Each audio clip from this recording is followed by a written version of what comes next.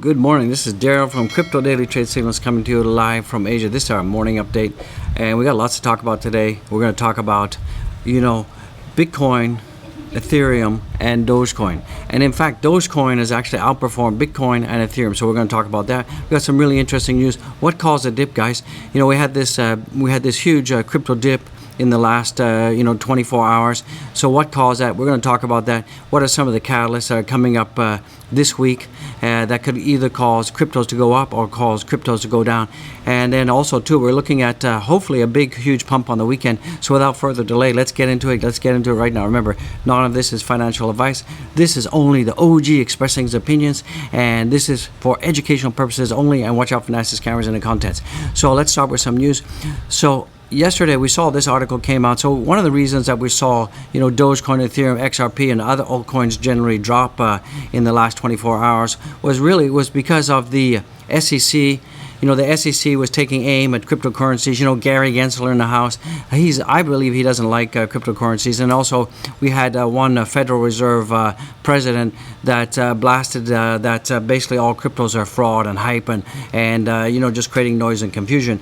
So, and then we also had Biden's president secretary also was saying that she wants to sweep all cryptocurrencies away and replace them with a digital, their own CBDC. So this is also one of the reasons why we're seeing that much of the crypto space was down. And then also we have this huge, big Fed finance meeting that's happening this week sometime. So everyone's also waiting for that. They're definitely going to be talking about coronavirus, the impact on the economy, talking about cryptocurrency regulation. The other thing that came out yesterday is that we also had the confirmation that September 27th was going to be the big vote on the infrastructure bill, and that contained the whole clause about, broker, cryptocurrency, and all that regulation. So, this is one of the main catalysts that we're seeing. What's the reason for the pullback? So there's a whole bunch of things all swirling together to create this perfect storm and create this catalyst that saw things going down.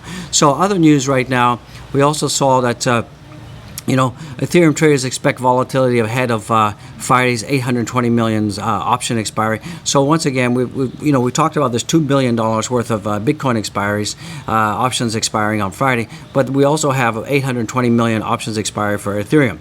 So overly confident Ethereum option traders are nervously watching the $3,200 level overhead of this week's 800 million Ethereum options expiry. So that's another reason why we're seeing the kind of markets really, really, really quiet right now. We're not seeing a whole bunch of volume. We're not seeing a lot of volatility. We're really not seeing things going up. And so, we have a lot of these options prices ranged strike prices around $3,000. So you're also going to see a lot of the market makers trying to push down the markets. And if a lot these options on Ethereum are not puts or calls, so people are betting that Ethereum goes up. So with that being said, we could see a little bit of a squeeze on Ethereum. Hopefully, if Ethereum does not go above 3,200, then a lot of people are going to be out of money, and that's going to cause a short squeeze, and that could cause a huge pump on Ethereum over the weekend. So typically we're seeing this pattern where Monday to Friday the markets tend to go down, and then on the weekends markets tend to go up. So this seems to be the new normal, guys. Woo, the new normal. So let's take a look at some other news that's coming around right now. Is a lot of people talking about, since we've created this, the Dogecoin Foundation has recently been created. It's come out, and but there's some concern about trademark trolling, because you can see that right now there's a lot of Dogecoin projects, a lot of projects that are utilizing the Doge name, and we've got things like these include Baby Doge, Small Doge, Nano Doge, and then we got this new one called Doge 2. So that's just been recently released. So there's a lot of trademark trolling on the internet right now, and a lot of projects are using the Doge name for their meme coins. So, but they're pretty confident. Everyone's pretty confident that Doge is here to stay. It's the top projects, and these other projects that I've just talked about. These could be, in fact, could these be pump and dumps like Shiba Inu, Baby Doge, Small Doge, Nano Doge, and Doge 2.0? I mean, these are absolutely, in my opinion, Doge the Doge ripoffs and trademark infringements. So I think one of the things that the Dogecoin Foundation is going to address is trademark infringement and this and that. So hopefully this will this is good news for Doge, that the foundation, not only with Elon Musk and Vitalik in there, that they're going to be looking at protecting their trademark and their brand, because there is a lot of ripoffs out there in terms of that, and I'm kind of against that, because they're using the pure Doge as an enticement to attract other people, maybe people that are not into the space and don't understand the space, may be attracted to buy into a meme coin that's infringing on the Doge trademark, like Doge 2 or Shiba, the sheep coin.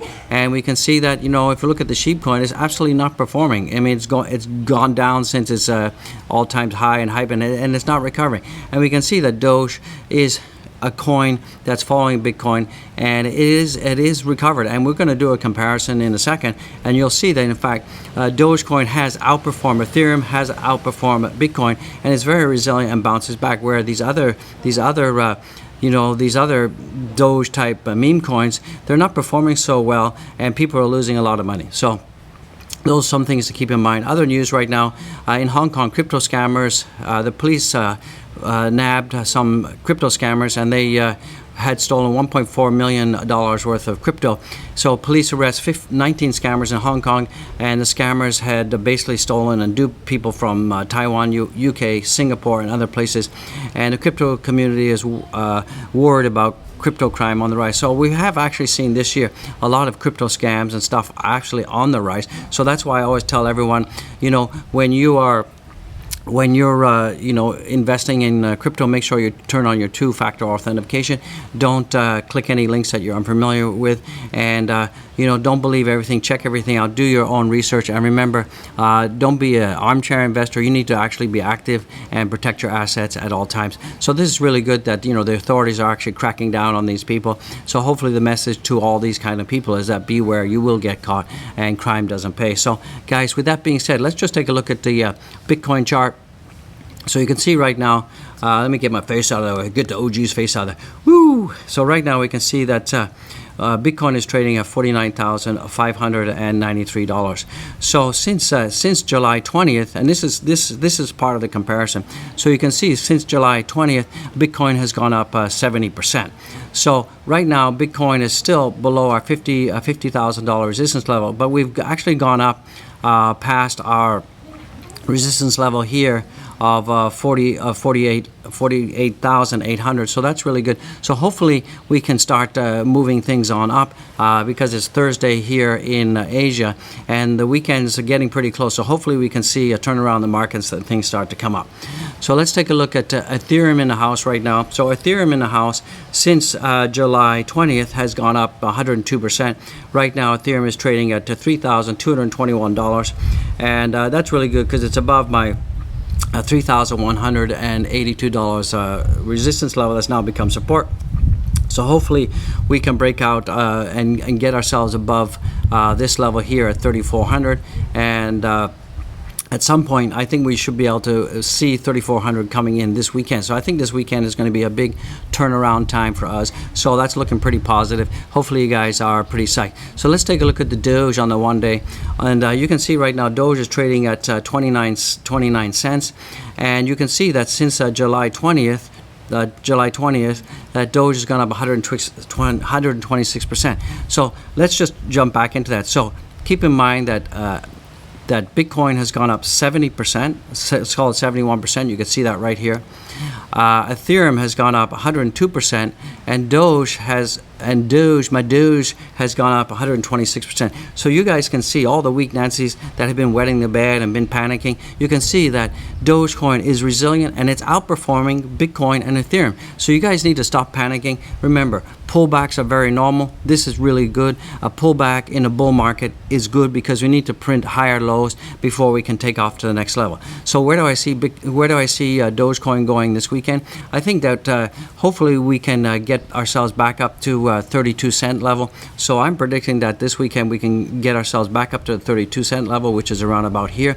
And I think that's possible, and we may even retest at 35 cent, because once we hit this 35 cents here, you can see that we basically got rejected at the 35 cent level, and we came all the way down, and then we've got to break past this 30 cent support, the resistance level, and we're just about there. I think we should be able to move past that in Asia. So with that being said, you guys have to understand that absolutely Bitcoin, Ethereum is on the rise, but Dogecoin is outperforming Bitcoin and Ethereum. So you guys have absolutely nothing to worry about. This is a good time to dollar cost average. This is the OG in the house dollar cost average day. So you guys can look for some bargains. Let's jump in. Let's take a look at the Doge on the 4-hour chart right now. And let's jump into the market marks. So right now we can see that the markets are up a little bit, and we're seeing that total market cap is at 2.13 trillion, and the volumes are at 77.60 billion. The volume's a little bit light. In Asia, it's a little bit light. I think it's also too, we've got a lot of Asia right now is in lockdown because of the COVID virus. So things are a little bit not as positive as they are in America. So hopefully when the Americas open, you guys can take it up to the next level.